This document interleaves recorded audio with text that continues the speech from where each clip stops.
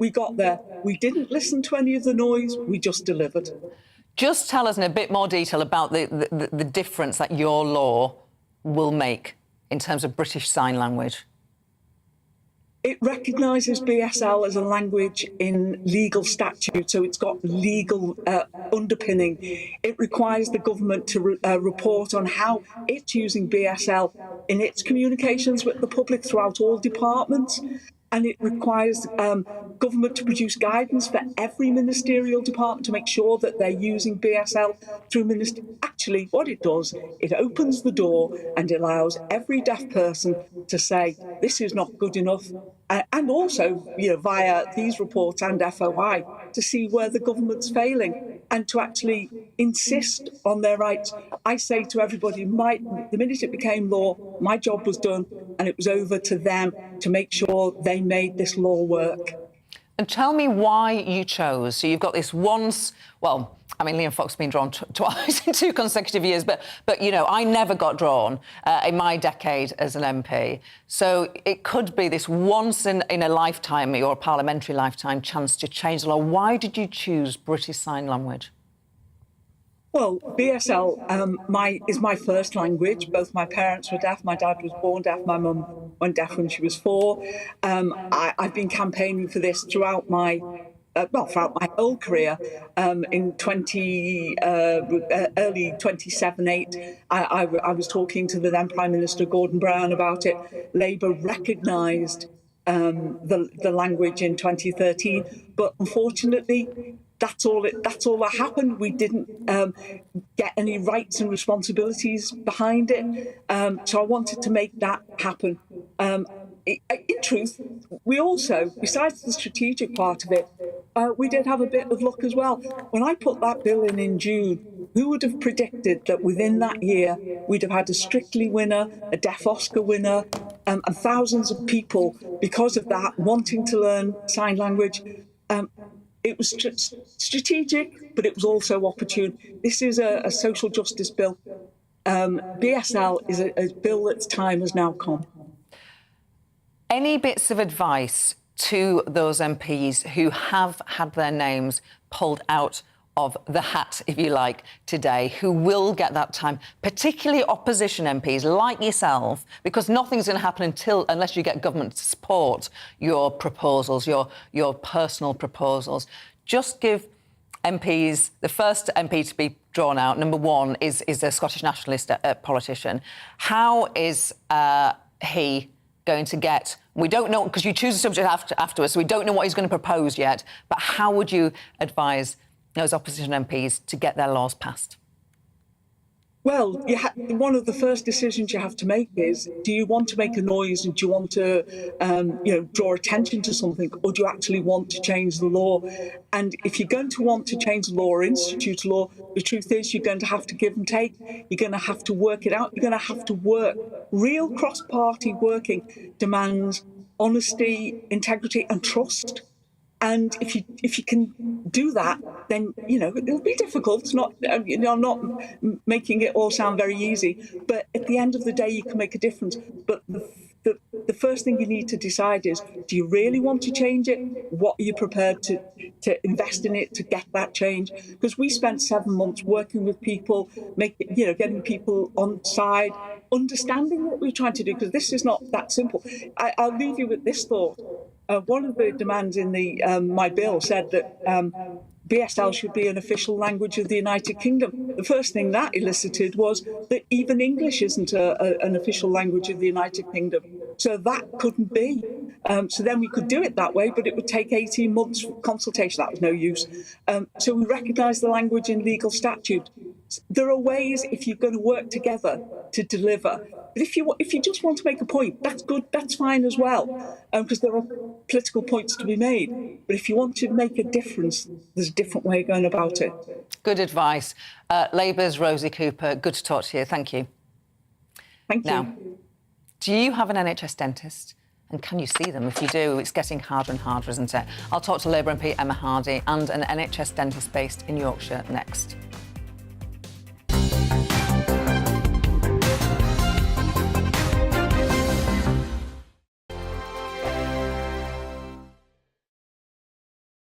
Every morning from 6 o'clock, we'll wake you up with GB News Breakfast with all the stories you didn't know from the night before. So whether it's serious news, entertainment, or your own views from all over our great nation, we're here to kick off your day with a smile. The national media should be reflecting and reporting what's happening here. You will notice the northwestern accents.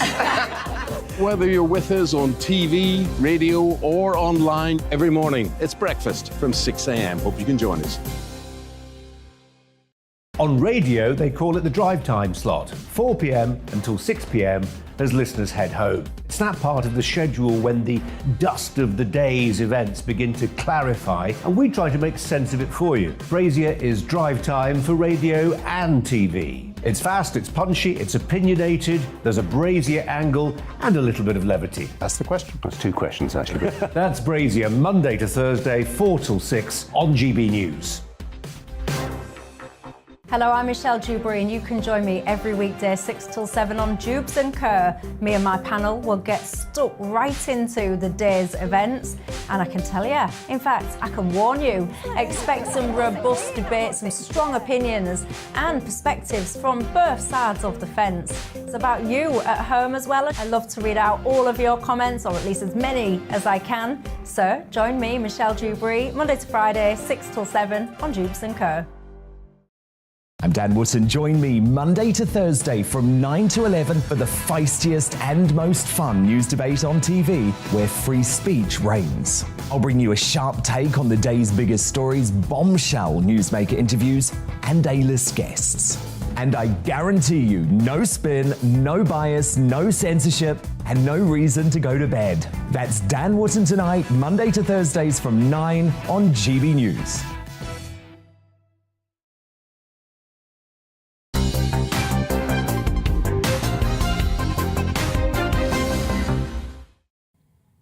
Backbench MPs, as we were talking about before the break, can change the law through a mechanism known as a private members' bill. They put their names into a ballot, and 20 MPs' names have been drawn today. And I'm delighted that we can now return to Liam Fox to tell us how he managed to change the law from the backbenchers. I'm so pleased that you're back, Liam Fox. Just tell us, tell us about nice to see you again. It's like buses, we don't see you for ages, and then we see you twice in half an hour. What a treat! What a treat! Yes. Well, the Down Syndrome bill, which of course is now the Down Syndrome Act, I think had the essential elements for a private member's bill to be successful.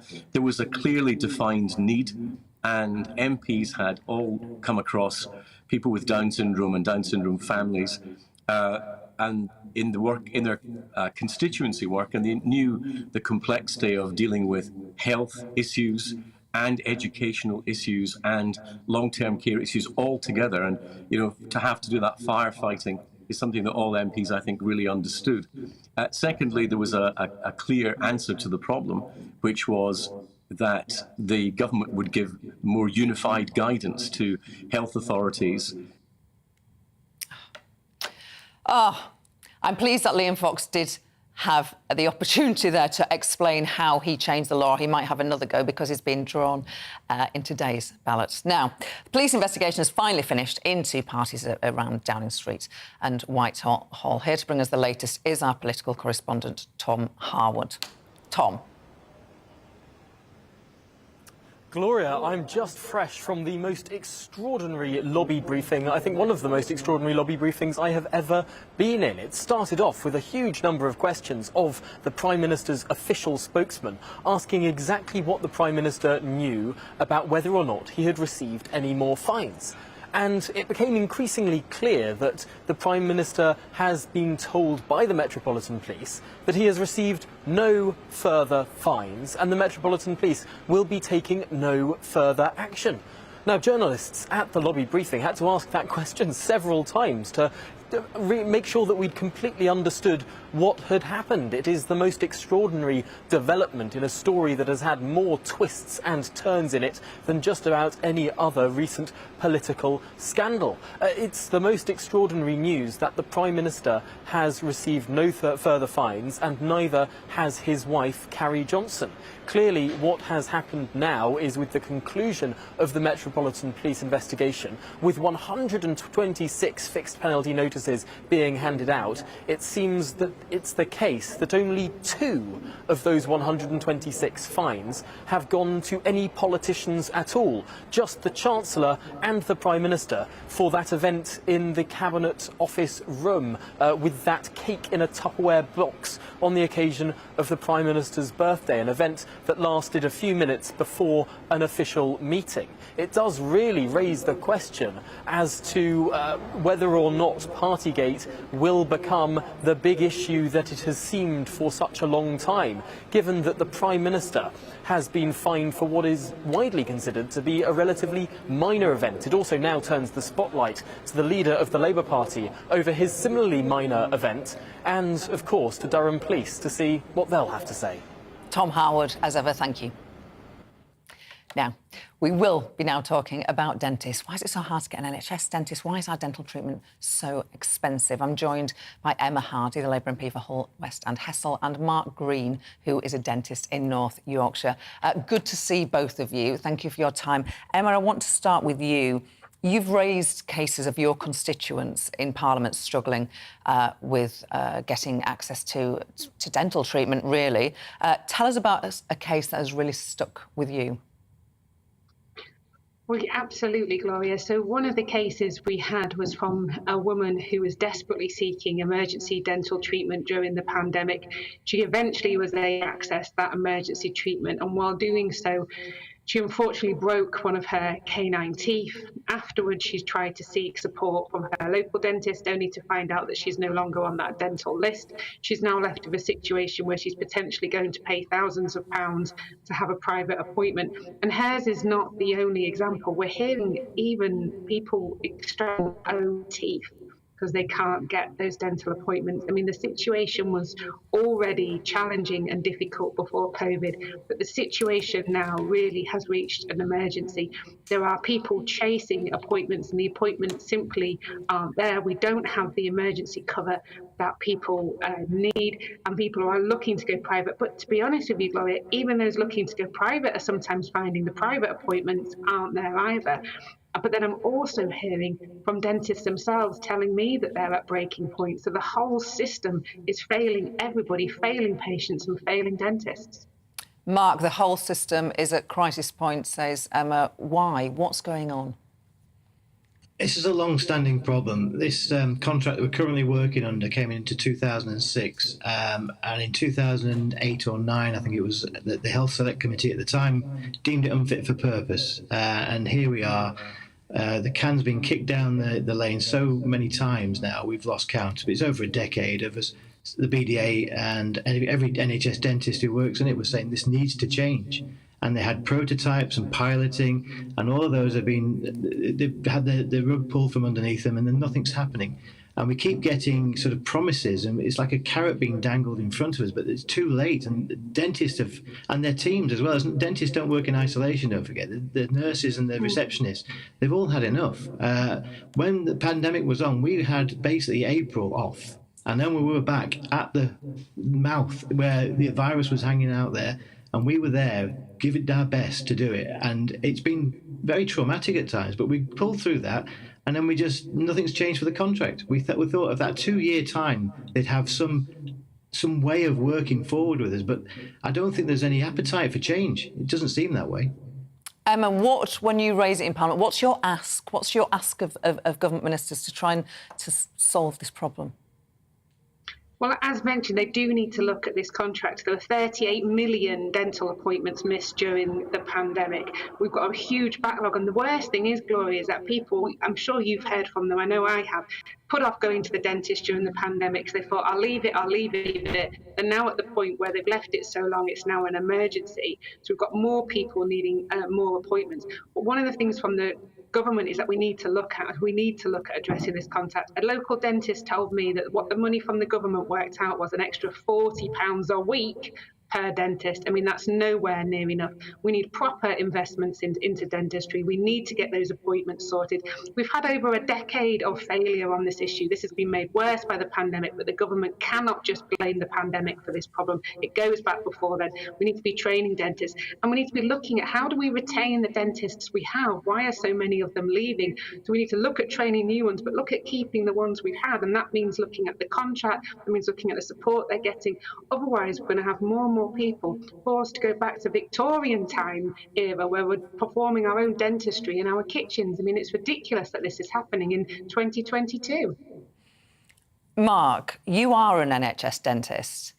Why? Yeah. Why are you increasingly a rare thing?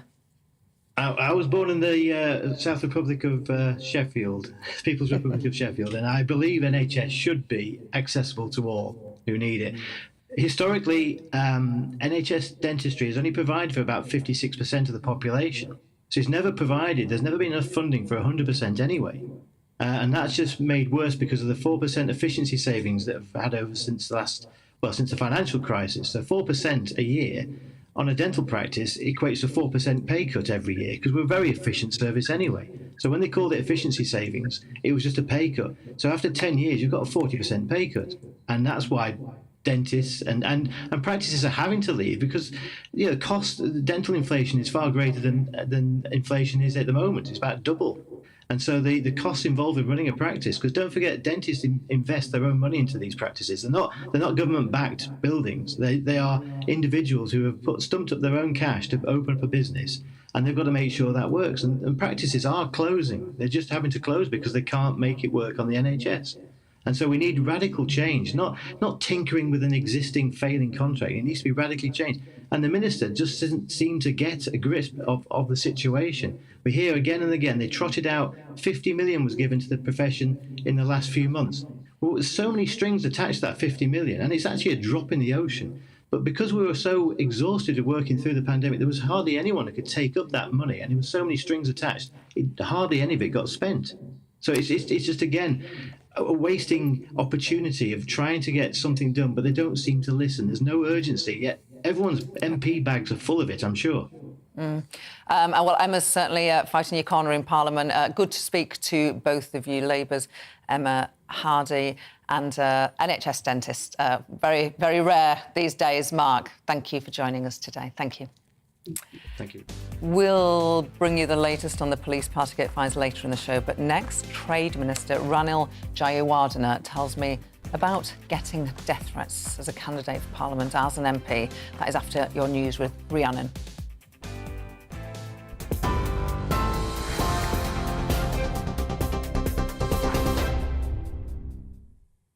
It's 12:31. I'm Rhiannon Jones in the GB newsroom.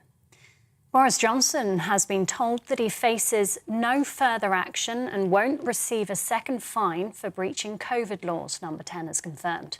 The Met Police has concluded its investigation into alleged breaches of regulations at Downing Street and Whitehall. In total, 126 referrals have been made for fixed penalty notices for breaches of lockdown rules during the pandemic. The Chancellor is under mounting pressure from businesses, charities and MPs to produce a package of support after inflation hit a 40-year high. There are calls for a windfall tax on oil and gas companies that have benefited from high global prices. Rishi Sunak said in a speech last night that the government is prepared to help families cope with rising inflation. Staying with the rising cost of living, the policing minister has said officers shouldn't let shoplifters go if they are stealing food out of desperation. Kit Malthouse says the law should be applied equally to all. That's in response to the Chief Inspector of Constabulary, Andy Cook. He suggested police should use their discretion when handling cases involving desperate shoplifters. The United Nations is warning that Russia's invasion of Ukraine could soon cause a global food crisis that may last for years. The UN Secretary-General says the situation could lead to tens of millions of people facing food insecurity and famine. Antonio Guterres has appealed to Russia to allow the safe and secure export of grain stored in Ukrainian ports. The UK's biggest ever lottery winners have just been revealed. Joe and Jess Thwaite won a record-breaking £184 million jackpot on a lucky dip ticket. The Gloucester couple, who've been married for 11 years, say they now have time to dream. And don't they just? TV online and DAB Plus radio. This is GB News. It's back to the briefing with Gloria in just a moment.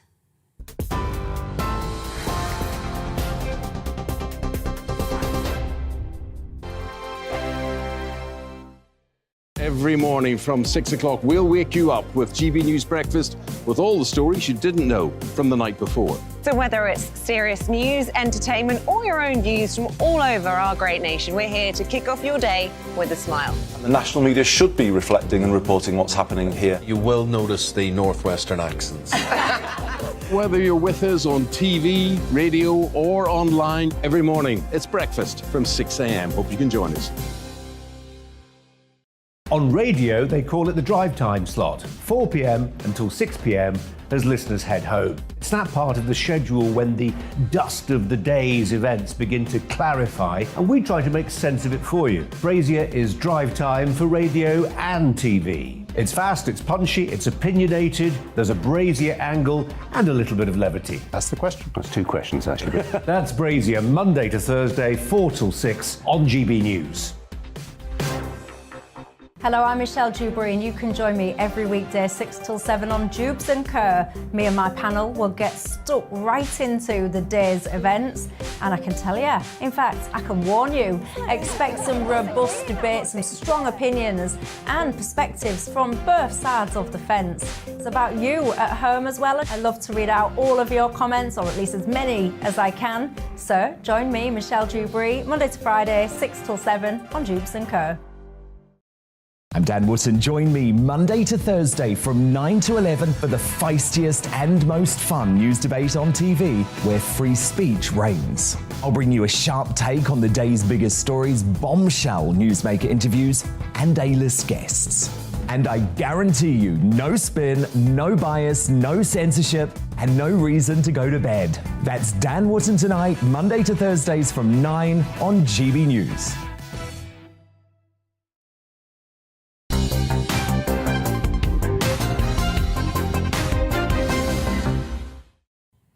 Welcome back. For my latest Real Me interview, I spoke with International Trade Minister and Conservative MP for North East Hampshire, Ranil Jayawardena. He grew up in the area, went to the local state schools. Now he's an MP and he's been getting death threats.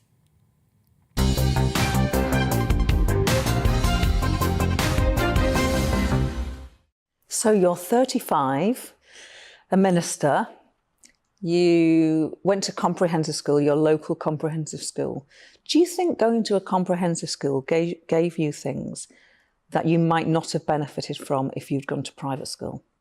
Well, I might be 35, but I certainly feel a lot older with 3 children. It's a great privilege to be a minister. I've been very lucky to have grown up in the area that I represent, to have gone to a very good comprehensive alongside 2 local primaries beforehand. And, I'm blessed that local people have selected me to be their MP. But I have to say that ultimately it always comes down to hard work, right? And I remember my father telling me, it's absolutely critical that you put the effort in and out will come the reward. Not everyone is as lucky, though. I do know that, of course, plenty of people don't have a local comprehensive school that is a good school. It's come down, but it's still a problem for some people. And at the same time, there are too many people who don't get the opportunity to move to a better school. So, there is selection in this country, even in those areas where there are no grammars, where those who have money are able to pay fees, or they're able to move home to a better catchment area. And that's one of the things that's actually driven me in politics. That experience of being at a good school is one of the things that's driven me, because I want to make sure everyone has those opportunities. Do we need more selection on the basis of being smart rather than having cash? Well, I certainly think that people should be able to choose their school. And that's why I'm a big proponent of free schools. I've tried to set up one locally in my area. I hope I will get one at some point in the not too distant future, because I think people should have choice in the school they attend, whether that's in the independent sector or the state sector. And, is there a space for making sure that people with specific gifts have those gifts stretched?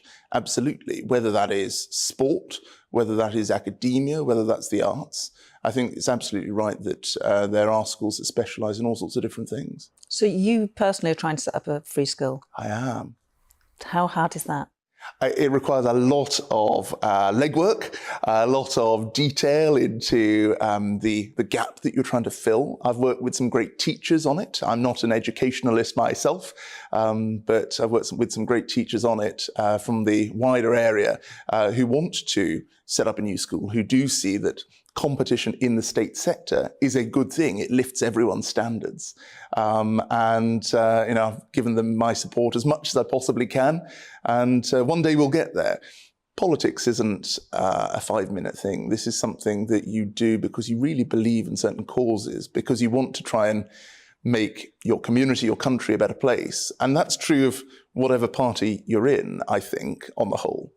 And as a result, whether we get it this year, whether we get it next year, I'll keep fighting. When and why did you become a Conservative? It's going to sound terrible, but I became a Conservative because of Tony Blair. There were certain things that he was doing that I simply didn't agree with. And rather than moaning about it, I thought it was right to get involved. It's not to say that Tony Blair didn't do good things for this country. I'm not knocking him entirely, but there were certain things he did that I thought, no, I've got to get off my backside and start getting involved. And from there, I got involved, met loads of great people, and furthered my journey. But ultimately, what were the principles that got me into politics or thinking about politics? I've always been struck by what a great lady once said, that I'm in politics because of the conflict between good and evil, and I believe in the end, good will triumph. And I think that's such an important phrase, because not only does it say that there is a collective fight, a collective mission to do good things for our country, for the world, against those who might wish to do harm, but also that we are united in this fight, and it's an optimistic view that we will succeed. And if someone's a pessimist, politics is not for them. We must be optimistic about the days that lie ahead. I genuinely do believe that the future will be better for my children, and one day, perhaps, God willing, my grandchildren. And if I didn't, then what would be the point? What would be the point? I'm not going to put words in your mouth, but you could follow from what you just said that you were so motivated to join the Conservative Party because you wanted to, Tony Blair motivated you to. You're not suggesting that Tony Blair was evil or Tony Blair was doing evil things. Not at all. And Tony Blair made this country a much kinder place. He made this, I'm happy to say that he made this country at ease with itself. And I think David Cameron followed that on with making the Conservative Party at ease with the country. So I think he did do some good things for our country, of course. And indeed, he's driven by his faith in some degree, to some degree.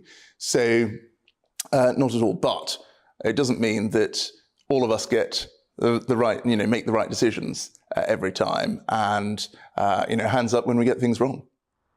And who was the Conservative leader, living or otherwise, who inspired you most? The truth is, Sir Robert Peel, I think, is a great icon that often gets forgotten in Conservative history, but he founded the modern Conservative Party. Before then, it was a very different party from what it is today, and he fought some of the same battles we've just been fighting. The fight on the Corn Laws is, dare I say, very similar to the fight on Brexit that we've been through in recent years, making sure that we are free traders, that we are creating jobs through enterprise. And indeed, he, of course, founded the Metropolitan Police, which provided us with the law and order and the safety in which we, all enjoy today. Okay, so I'll make a confession. So in all my years as a member of the Labour Party, I never, ever backed the candidate that won the leadership. Have you got a better record than me? Well, I did back Boris Johnson to become Prime Minister. I still believe he is the man to run this country because he was able to outline that vision, as I say, about being a free trading nation, about being a country that wants to engage not only with our European friends and neighbours, but beyond to the whole world, a country that does want to put more police on the streets and so on. And he had the vision for that. And I think we've done a great deal in really troubled times. The truth is, with COVID, so much that could have been done perhaps wasn't done. But despite COVID, we are getting tens of thousands of extra people in the NHS. We're getting more police on the streets. We have been able to sign trade deals now with 70 countries. Enough politics. You're a Christian. You mentioned that you have faith. Tell me what your faith means to you, how you practice it, when you discovered it. Yeah, so my father's a Buddhist, my mum's a Christian. So I was always given a free hand, as it were, to make my own choices. And I actually made that choice when I was at university. And prior to that, and since then, I have worshipped in our local church in Bramley. And I think that's really important. Faith is a really important thing for me because it shapes my worldview. It means that I ultimately believe in certain things that I want to try and do not only for me, but for the good of the country. And it means I don't necessarily point the finger when others do, where people get things wrong, which is something that's been a recent debate. I would always refer to the fact that let he who is without sin cast the first stone, right? And I happen to think that we're all human. We all get things wrong from time to time. As I said a minute ago, we do sometimes take the wrong calls. But at the same time, we're all human and we should all understand that. Too often in politics, that isn't understood. And I think that leads to a very too adversarial political environment, which puts some people off politics. And I think that's a great shame because there are people out there who could do great things serving our country and they choose not to. And you yourself were subject to some really vile abuse when you first stood for election in 2015. Explain what happened. Well, yes, the UKIP candidate basically said if I became an MP, he wanted to shoot me. And this was released, this was uncovered thanks to the undercover journalism of the Daily Mirror, I think it was at the time. And they filmed him undercover at a UKIP event. And this came out just before the election. Many people, even in UKIP, were horrified. The campaign to leave the EU has nothing to do with values like that. And many people said that they were dismayed that they'd voted already in the postal vote for him. But once again, the constituency responded, and I was elected with a very solid majority by people who said, "Look, these are not the values that the people of North East Hampshire hold." Did the police intervene? Did you get any support? Because that is a very, very clear threat of violence. Was anyone taken to task for it? I believe there was an investigation into his behaviour. I don't know what came of it, but ultimately the police can't protect us 24/7 from anyone out there. There have been other investigations that the police have undertaken regards to other threats that have been made against me and indeed against other colleagues. And I salute their endeavours. So you still, a threat of the nature that happened to you in 2015, one would hope is a one-off. Sadly not.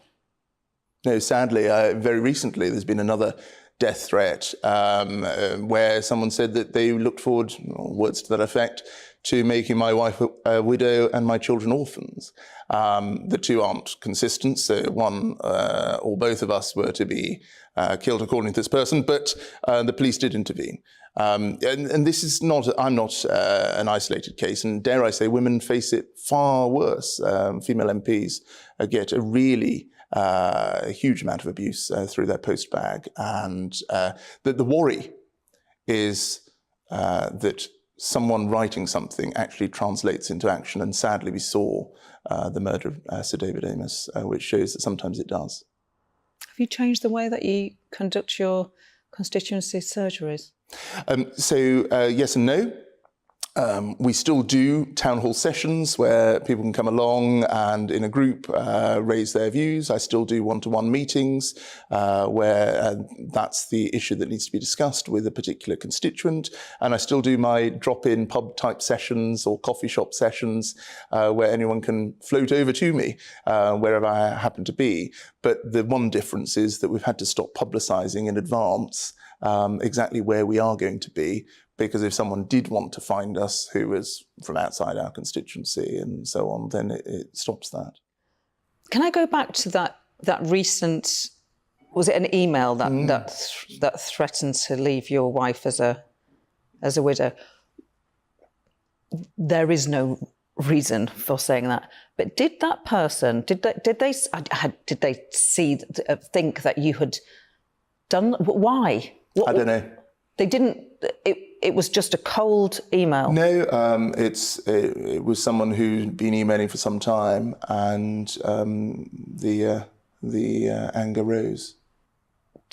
Has that person has been seen by the police? Yes.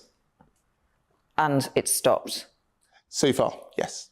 When was that? How long? When are we talking about?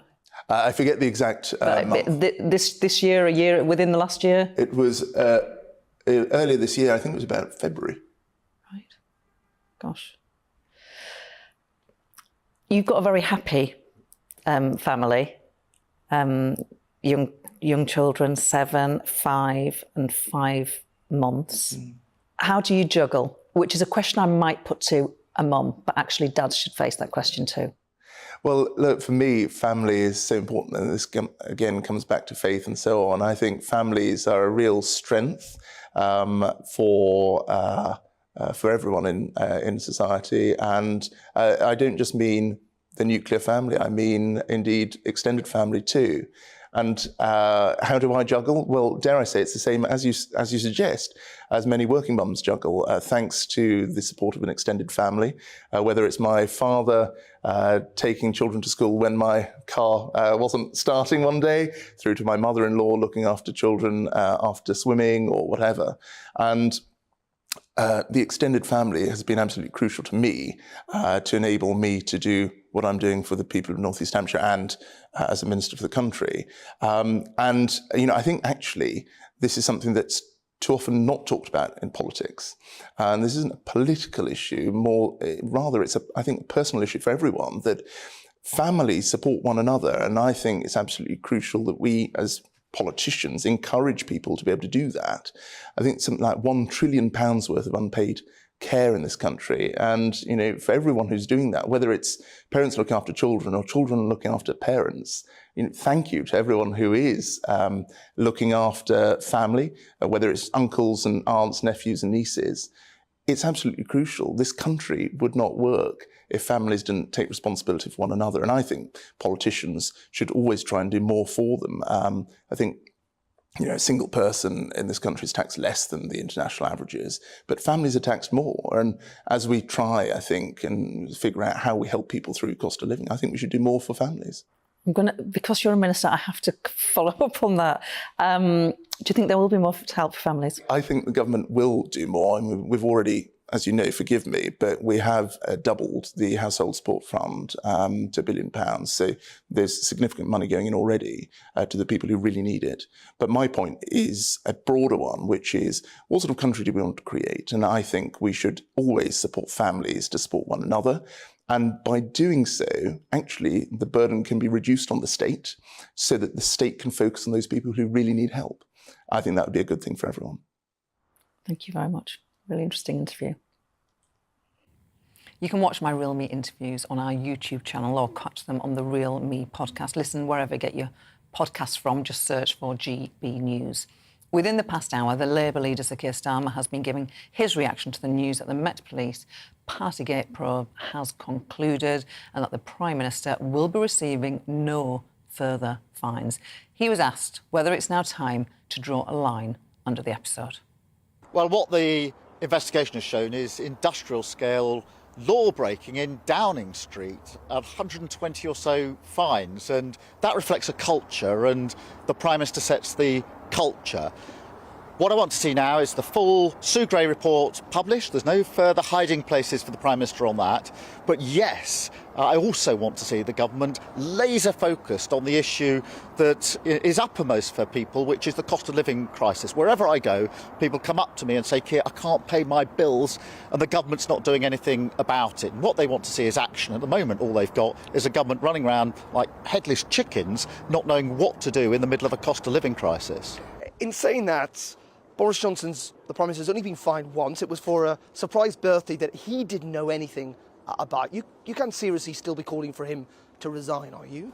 120 fines in Downing Street for law breaking when the Prime Minister said all laws were followed. That's a culture that the Prime Minister has responsibility for. But do I want to see the Prime Minister focusing on the cost of living crisis? Yes, that's why we pressed a vote on the windfall tax, because what we want to see is up to £600 taken off the energy bills of people across the country, those most in need, paid for by a windfall tax on the profits that the oil and gas companies in the North Sea didn't expect to make. That's a practical answer to the most pressing question. What did the Prime Minister do?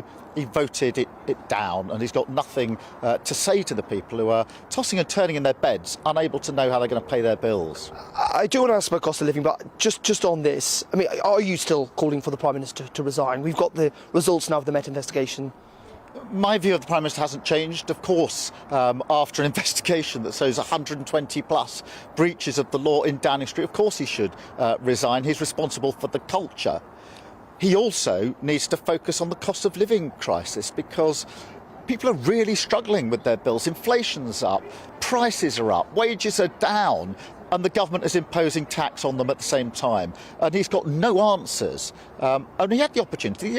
One of the answers is staring the Prime Minister in the face, a windfall tax to reduce bills by up to £600 for those that most need it, on the profits that oil and gas companies didn't expect to make. I think the Prime Minister will U-turn on this, but by the time he's done that, so many people will have struggled with their bills for so much longer. Thank you for watching. Tom Harwood will be here tomorrow at noon. I'll be back on Monday. Up next, it's On the Money with Liam Halligan. First, it's time for your weather. Hello again, I'm Aidan McGivern from the Met Office. Following the very lively thunderstorms that affected parts of South and South East England last night, most places are dry today. Sunny spells, still a few showers around, mainly towards the northwest, closer to this area of low pressure. But the storms have now moved through. A legacy of cloudier skies across central and eastern England for a time, perhaps even the odd light shower. But even these will tend to fade away. The cloud will break up. Sunny spells coming through. The best of the sunshine, eastern and southern Scotland, northern England, Wales and the southwest by the afternoon. And although we're not going to reach the dizzy heights that we saw earlier in the week, temperatures are going to reach the high teens, low 20s in most places. Nevertheless, a bit breezier and cloudier for western Scotland, Northern Ireland, 1 or 2 showers here, especially for the far west of Scotland, and some more persistent showery rain coming in for the evening and overnight here as well. But elsewhere, a dry start to the night, increasingly cloudy and relatively mild, most places seeing lows of 9 to 12 Celsius. But we start with a tongue of light rain extending into parts of central and southern England. And that turns a bit heavier as it reaches the southeast later in the morning, and some